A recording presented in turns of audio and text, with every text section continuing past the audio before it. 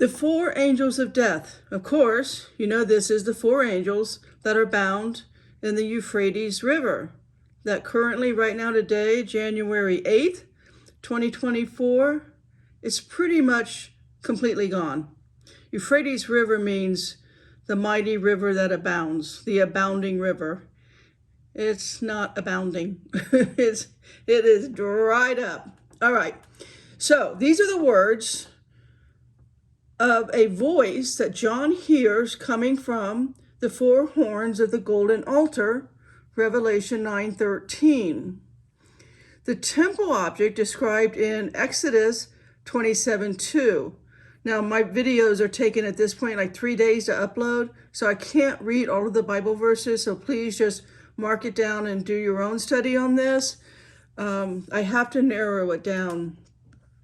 So, this voice commands the sixth angel with the trumpet to free the four angels who are held captive at the Euphrates River, the ancient boundary between Assyria and Israel. Once again, Revelation reminds us that God is ultimately in control of these events, allowing or announcing each one. At no point in the end times is evil allowed to run completely and entirely out of control.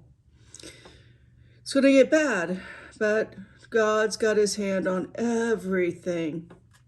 So we know that these are demonic beings because they are described as bound, right? They are fallen angels, many of whom are bound in chains of gloomy darkness, 2 Peter 2:4. God's holy angels of light are not bound. They are free, as are some of Satan's angels and some of Satan's demons. They're free as well. We know that because of what Paul tells us in Ephesians 6:12. We do not wrestle against flesh and blood, but against the rulers, against the authorities, against the cosmic powers over this present darkness, against the spiritual forces of evil in heavenly places. Now, if you would go back a few years, back to 1599, and read this very verse in the Geneva Bible before the King James Bible, it adds a couple of words to this verse. It also adds your local governors. Just a little FYI. All right, so the region of Euphrates, where these four angels are bound, has a notorious relationship to human sin. The first murder was committed just outside the Garden of Eden.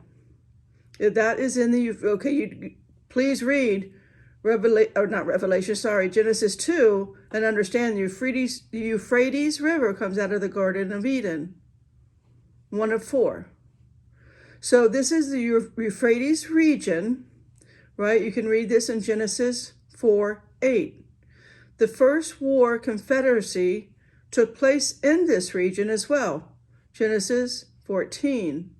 Nimrod is a Gibborim, which is a Nephilim, a mighty man, a man of renown. Nimrod built his tower, began his kingdom here. Genesis 10:8-12. Babylonian idolatry sprang up in the region and will be judged there. Zechariah 5, Revelation 18. Now, I'm going to read from Revelation 9 here, but I'm going to insert a few comments.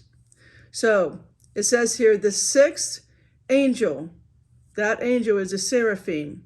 Now, seraph is singular. Seraphim, when it ends with im, is plural. The sixth angel blew his trumpet, meaning making an announcement, blew his trumpet, and I heard one, this is John, and I heard one spirit voice out of the horns of the golden altar. So the golden altar is where incense and where our prayers are offered and considered. That is before God, this is back to John, Revelation 9:13-14. That is before God say to the sixth angel who had the trumpet, untie, which means release or relieve, unleash. The four, take note here because it's seraphim, that's not four angels, it's four groups of angels. We'll break that down later on in the video, but it's 4 groups. So it's not 4 single angels. It's an untold number, actually, of angels. It's an untold number. We'll read that later. The 4 angels, see, that's plural. Well, even if it was just 4, it's still plural. Anyway, we'll flush that out. That are bound, which means obligated and sworn in for this event. That are bound at the great river Euphrates, outside of and that runs through Babylon the Great. And the 6th angel blew his trumpet. Now, just a side note, seraphs are said to stand near before God, which is said of the 7 angels given the 7 trumpets. So here we can see about them, understand about them, in Isaiah 6, 2 and 3. It says, seraphs, angel attendants, were standing above him at his skirt. Each one had 6 wings. This one called to that one and said, holy, holy, holy. Again, Isaiah 6, 2, 3. That is Isaiah's moment in which the seraphs, he sees the seraphs, he sees God. They bring the coal, right, the charcoal from a holy altar and put it up to Isaiah's lips, because Isaiah answered the Lord, me, pick me, I want to be your prophet. That was just a little tangent, a little side note. I am Gabriel, who stands near before God, Luke 1:19. Although Gabriel seems to be one of the millions, literally millions of seraphs, he may or may not be one of the 7 trumpets. If he is, perhaps he is the 7th trumpet blowing angel. He may even be the foremost of all seraphs. So, there are 7 4-month seraphs amongst the millions that stand near the closest to God. They also completely make up the 4 living creatures with the 6 wings standing around near the throne of God. 7 individual seraphs would be the 7 angels, as opposed to simply being any 7 angels. These are not ordinary angels. They were created for this most spectacular time in all of human history. What an awesome job.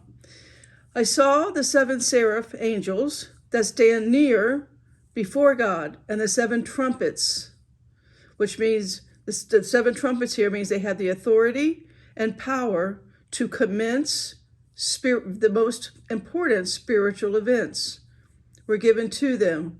Revelation 8, 1 and 2. Millions of seraphs near before God merge as 4 separate living creatures. We know that they are seraphs because they have 6 wings and cry, holy, holy, holy. These living creatures are full of eyes because they are full of seraphs merged as one creature each. Only the 7 nearest to God are individually given 7 trumpets, while apart from the 4 living creatures of their fellow seraphs. Seraphs, by the way, are flying serpents with wings. Fiery flying serpents with wings.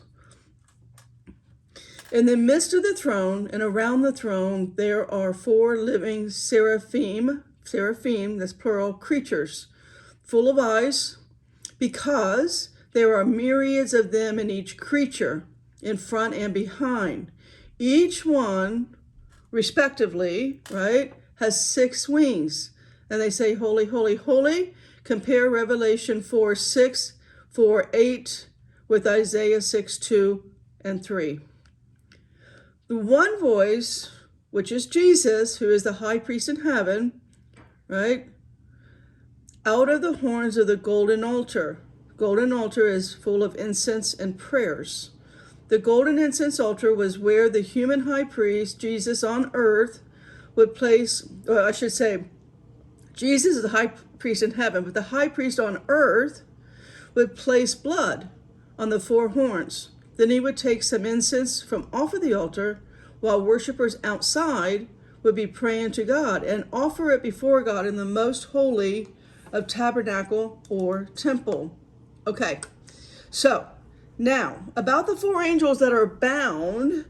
And by the way, the Euphrates, like I said earlier, it's all dried up. If you actually look at an aerial view, it can show you the original banks of the river. And now the water has pulled away from the banks as to be just like a thumbnail of a river that it once was. I mean, in some spots, in no spots is it touching the actual banks. I mean, it's not touching the actual banks anywhere.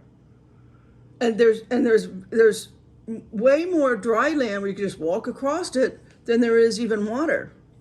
So it's not abundant any longer. It's not the great abounding river. It's gone. So there being four angels merely represent the total number of angels assigned to the entire Euphrates surrounding the city. There is no activity toward the city beyond the waters of the Euphrates, which is collectively surrounded the city of Babylon, a city of pagan religions, pagan politics, but also there's a lot of inner canals of the Euphrates that lead throughout the city. You'd have to do a study on ancient Babylon to know that, and also how Cyrus the Great would take it over because of this. Anyway, off topic, but just do a study on that. They will be given attention to later when the city falls, as recorded in Revelation chapter 17. What happens at the symbolic Euphrates at verse 14 of Revelation chapter 9 is just a prelude of what is to come. So here is Revelation 14 chapter 9. It says, "And the third angel followed them, saying with a loud voice, If any man worship the beast and his image, and receive his mark in his forehead or in his hand." So, how are they bound? It's an assignment and obligation. So here, let's read this. Let's read Matthew 16:19. And this is talking on these angels. "I will give you the keys of the kingdom of the heavens, and whatever you may bind on earth will be the thing bound in the heavens, and whatever you may loose on earth will be the thing loosed in the heavens." Now, Revelation 9:14, "Say to the sixth angel who had the trumpet, untie the four angels that are bound at the great river Euphrates." All right, so again, these are a total number of four groups of angels at the great river Euphrates, because in Revelation 9:16 it says, "And the number of the army of the horsemen were 200,000, and I heard the number of them speak myriads of myriads." Okay, and we got to go through the concordance and break that down. The term myriad without an S, so no S there, that's 10,000. Now when you put myriads with an S, that means at minimum 20,000. Or it could also mean multiples of 10,000, which could be as many as 90,000. So don't get caught up in the math. Just know that it's an untold amount of, you can't even look at 90,000 at once in the sky. So don't be confused here. That's not what's important. But I just wanted to point that out. We always want to, unravel and slow-mo everything that we can. So just we have a better understanding when we start seeing this stuff for ourselves. So basically the number is undetermined. So we could just leave it at that. It's an undetermined number, but it's huge. All right, so this verse and those preceding it after are to be referring to a great crowd of godly servants which no man can number. All right, Revelation 7:9.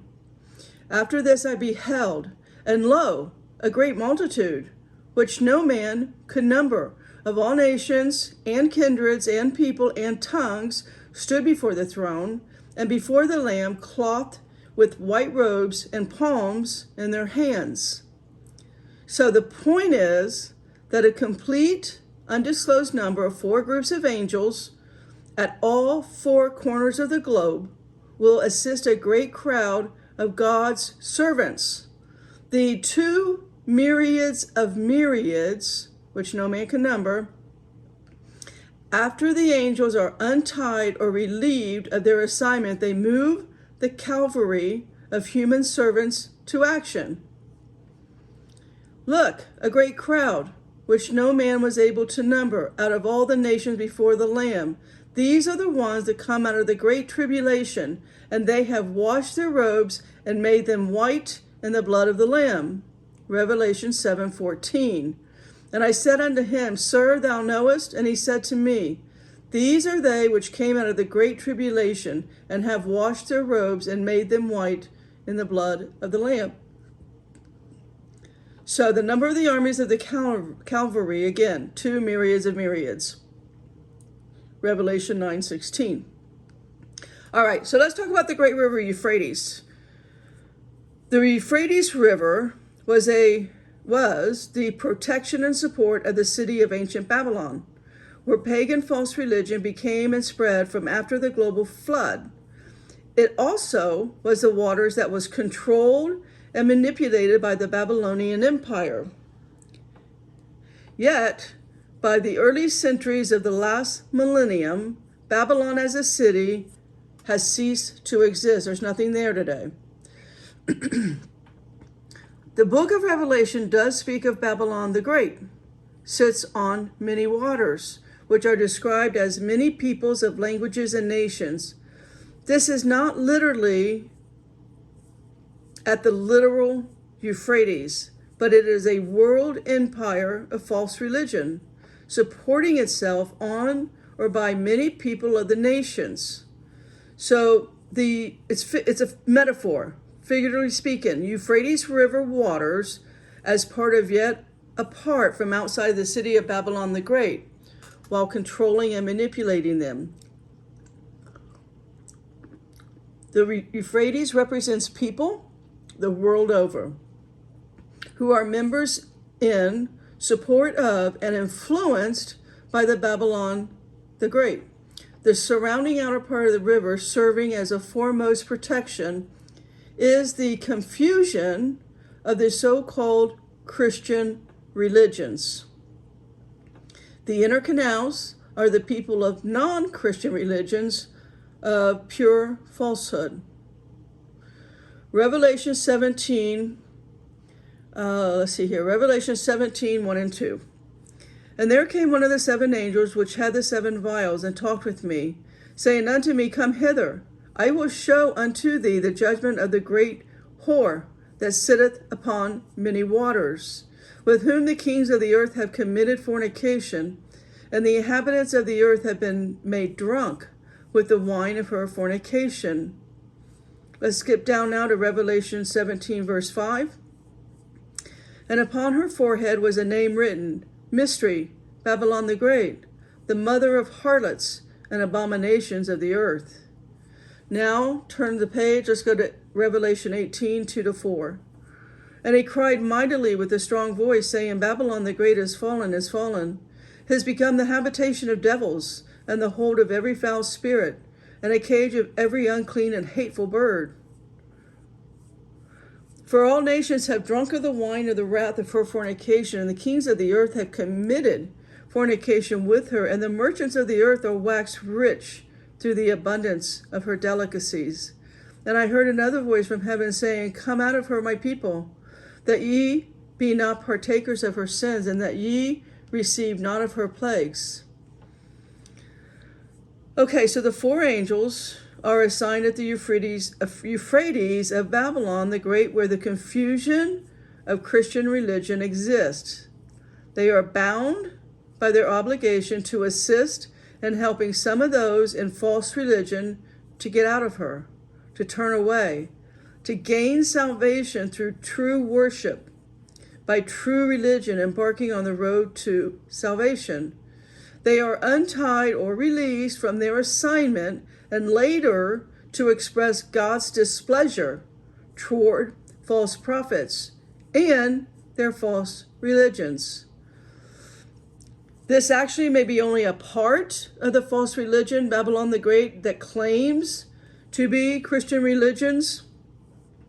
The river Euphrates, as 1/3 of the earth globally, that it says will be killed.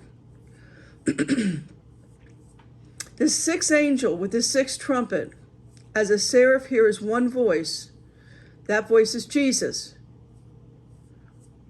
Untie the 4 angels that are bound at the great river Euphrates.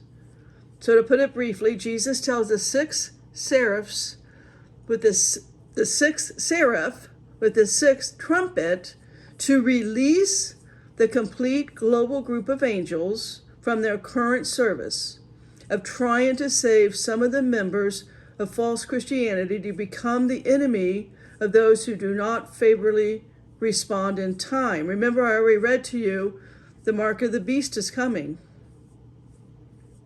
So non-believers or followers, you thought you were believing the truth, you thought you were following the truth, there's going to be a whole lot of time and warning for you to drop down and repent. So the 4 angels that are bound to their appointment or assignment to help of God's people, God's real followers, his true lambs that are amongst the Christians to get out of Babylon the Great. You see the followers on social media. You see how many people just love to follow the bread and circus clowns. That is the church, the apostate church today, the apostate pastors today, and all of the self-proclaimed prophets and whatever names they give themselves. Okay, that's the bread and circus. That's the clowns. Stop that and get into the Word for yourself. Start studying the Word. Without you studying the Word, the Holy Spirit cannot comfort you. The Holy Spirit cannot get inside and help you understand what you're reading.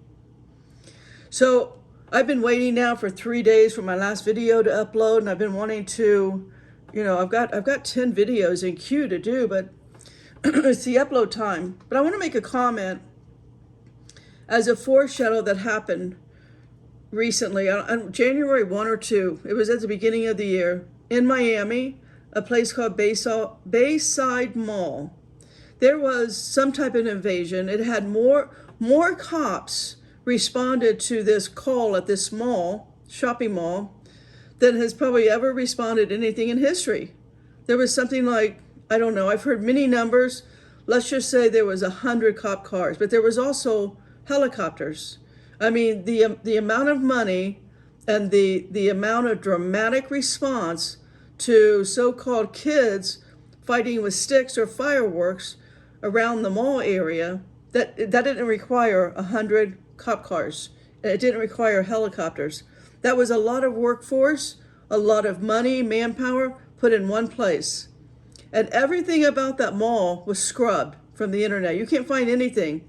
Now today, what is it? It's January 8, 2024, and you're beginning to see little leaks. Some people got a little bit of stuff.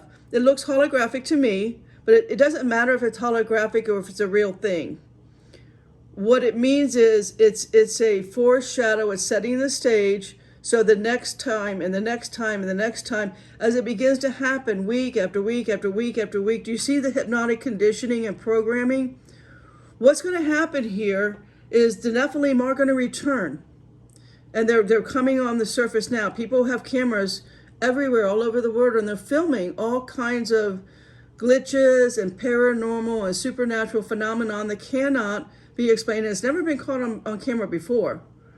Now, I'm the paranormal queen. I've caught lots of things on camera. Not the stuff that people are catching now. That's pure, absolutely 100% Nephilim. And their magic and their technology and their hybrids and their animals, half human, half whatever. Fill in that blank. Okay, the days of Noah have now surfaced. And what's going to happen, just like Noah preached for over 100 years, it's going to rain, everybody on earth is going to die.